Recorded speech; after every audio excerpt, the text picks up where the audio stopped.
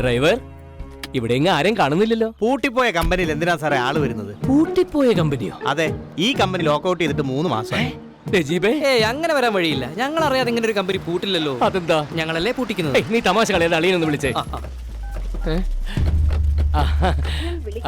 നമസ്കാരം. നമസ്കാരം. നമസ്കാരം. എന്താ നമ്പർ നിലവിലില്ല? നമസ്കാരം. എന്നെ ആദ്യം സെറ്റിൽ ചെയ്തേക്ക്. സേതുവിന് ആദ്യം കടം കൊടുക്കുന്ന ഞാനാ. ഞങ്ങളും ആദ്യം കടം കൊടുത്ത കൂട്ടത്തിലുള്ളതാ. ബഹളം വേണ്ട, എല്ലാവർക്കും കാശ് തരാനല്ലേ സേതുവിന്റെ അളിയുണ്ടോ വന്ന് നിൽക്കുന്നേ. അപ്പൊ തുടങ്ങല്ലേ. എന്ത് കാശ് വിതരണം? സേതു ഞങ്ങൾക്ക് തരാനുള്ള കാശ് അന്ന് തരാമെന്നേറ്റ കാര്യം അളിയൻ എത്ര പെട്ടെന്ന് മറന്നോ? മിണ്ടിയും പറഞ്ഞു നിൽക്കാതെ വേഗം കാര്യം തീർത്ത് വിടുവായി. ഞങ്ങൾക്ക് പോയിട്ട് അത്യാവശ്യമുണ്ട്. ഒരു മിനിറ്റ്. എടാ, കാര്യങ്ങൾ കൈവിട്ടു പോയിന്നാ തോന്നുന്നത്. നീ ആ സേതു അളിയന്റെ നമ്പറിലേക്ക് ഒന്നുകൂടി ഒന്ന് വിളിച്ചേ. നമ്പർ നിലവിലില്ലെന്ന്. നിന്നെ ഇതുപോലൊരു പുലിക്കുട്ടി പെടുത്തിയിട്ട് അളിയൻ മുങ്ങിന്നാ തോന്നുന്നത്. ഇനിയിപ്പോ എന്ത് ചെയ്യും? ഈ കൂടി നിൽക്കുന്നവരോട് ഞാൻ എന്ത് സമാധാനം പറയും? ഇതിനു മുമ്പ് ഇത്തരം ആളുകളോട് എന്ത് സമാധാനമാണോ പറഞ്ഞുകൊണ്ടിരുന്നത് അത് തന്നെ പറയും.